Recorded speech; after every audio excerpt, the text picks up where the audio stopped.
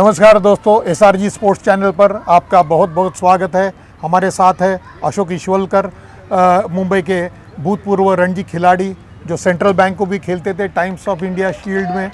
वो अंडर 14 की जो हमारी सिलेक्शन कमेटी रही मुंबई की, उसके चेयरमैन रहे हैं। और आज यहाँ उद्घाटन हुआ है हैरिस शील्ड अंडर 16 मुंबई के इंटर स्कूल्स टूर्नामेंट का। उस अवसर पर हम इनसे बात करने का मौका ले रहे हैं। तो ईश्वलकर जी, आपको बहुत बहुत शुभकामनाएं। दिवाली अभी भी हो चुकी है और आपका बहुत बहुत स्वागत। धन्यवाद सर जी।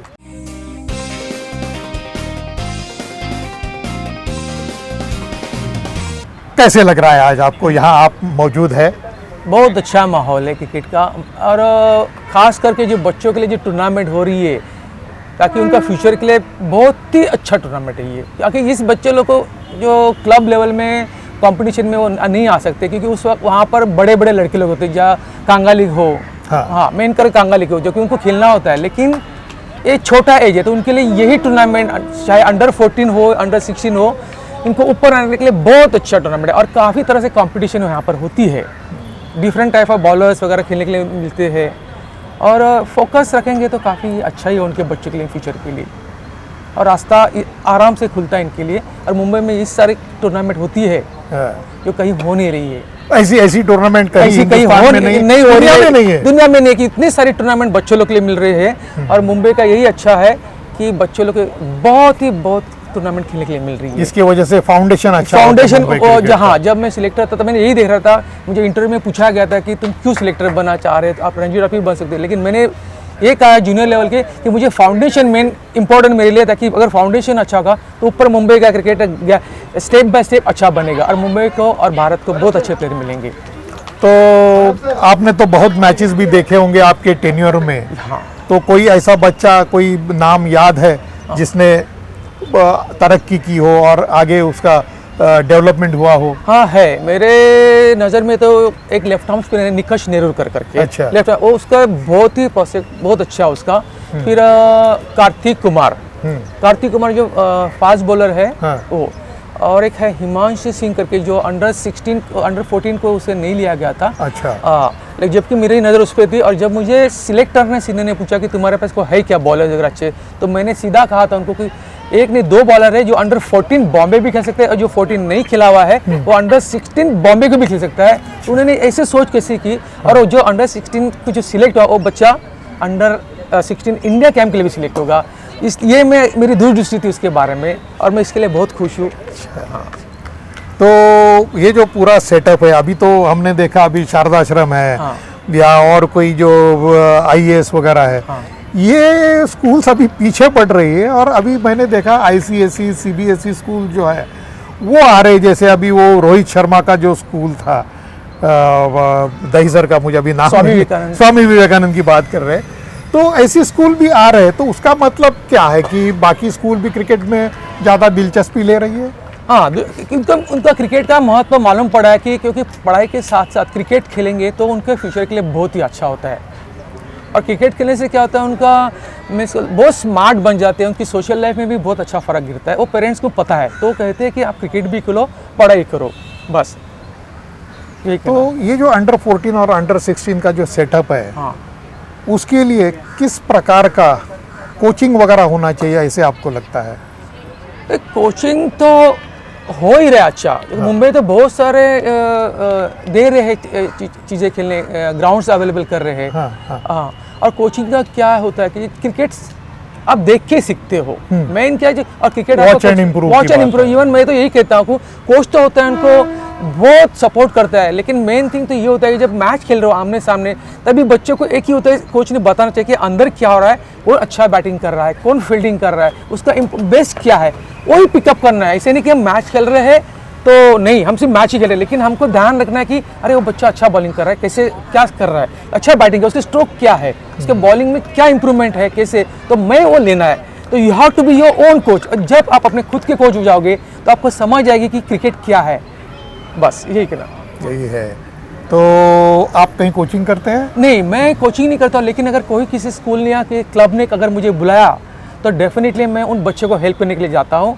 और मुझे खुशी होती है कि वो बच्चा ऊपर आ रहा है, इम्प्रूव हो रहा है, Open to advice, हाँ, ऊपर आ रहा है। और मैं किसी के लिए ऐसे ये नहीं कर रहा हूँ कि फाइनेंशियल ऐसे कुछ नहीं करता हूँ। मैं पैशन है क्रिकेट के लिए, क्योंकि मैं उस गरीबी से आया हूँ, वो मैं क्रिकेट को देना चाहता हूँ। थोड़ा ये गरीबी के बारे में कह सकते हैं? हाँ, मैं गरीब कह रहा हूँ कि मैं एक्चुअली मैं क्रिकेट मेरे फादर मिल में थे और घर की परिस्थिति थोड़ी ये थी, तो मैं टेक्सटाइल मिल, हाँ हाँ थी तो कहाँ रहते थे आप? मैं साइन में रहता था, साइन अच्छा, किलरवाड़ा में रहता था वहाँ पर। अच्छा। और सिर्फ टेनिस बॉल क्रिकेट खेलता था मैं, और मेरा एक ही सहारा पढ़ाई में ज़्यादा ध्यान नहीं, खाली क्रिकेट खेलना है। तो मैं सोच रहा था कि मैं सुना कि क्रिकेट खेलेंगे तो शायद नौकरी मिल सकती है, वो उस टाइम का। और मेरा फोकस यही था कि मुझे नौकरी चाहिए, मैं फैमिली के लिए करना। मेरा फोकस यही नहीं था कि मैं रणजी ट्रॉफी के लिए कुछ नहीं, मेरा एक ही था फोकस, क्रिकेट खेल के मैं एक्चुअली नौकरी करूँ, मैं घर लूँ बैंक में ऐसे।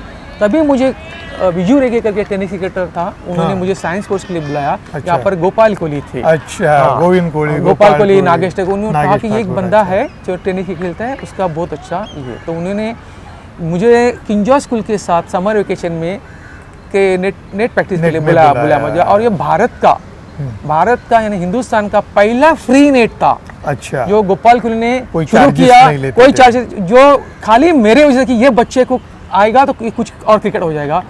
और यही हुआ, मुझे नौकरी मिली और मैं क्रिकेट खेला ज़्यादा।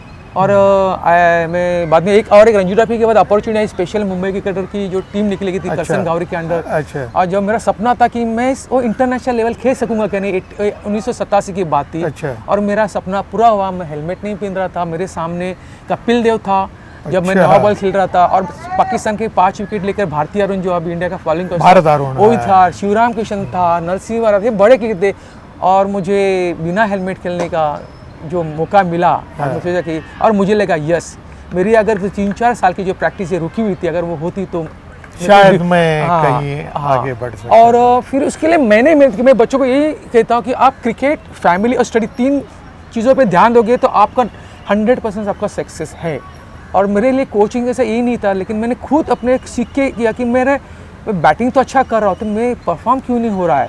हाँ, मैं 70-80 कर रहा हूँ, तो मैंने एक सोचा 100 क्यों नहीं हो रहा है। सब बोलते कि ये नेचुरल टैलेंटेड है, तो मैंने सोचा कि मैंने क्यों हो रहा है। तो मैंने अपने आप को जो एनालाइज किया, मैंने खुद 20 दिन प्रमोद मलिक जो IDB है उससे प्रैक्टिस किया, स्ट्रोक्स में क्या कंट्रोल करना है किया। और मैं एक ही सीखा कि जब मैं फील्डिंग में 1.5 दिन में फील्डिंग कर रहा हूँ, एक दिन फील्डिंग कर रहा हूँ, ये तो मेरे पनिशमेंट है। कैप्टन तो मुझे नहीं बोले कि तू अंदर आराम जाके करना कोई भी फील्ड। मैंने अगर ये मुझे 1.5 दिन फील्डिंग करा है, तो मैं इनको कम से कम अकेला 1 दिन फील्डिंग कराऊंगा। और जब मैंने सोचा, तभी जब मैं 20 ईयर्स का था, मैंने कंसेक्यूटिव 500 किए। अच्छा। और नॉकिंग किया 5 बार 100 किए, A डिवीजन और B डिवीजन टाइम इसमें।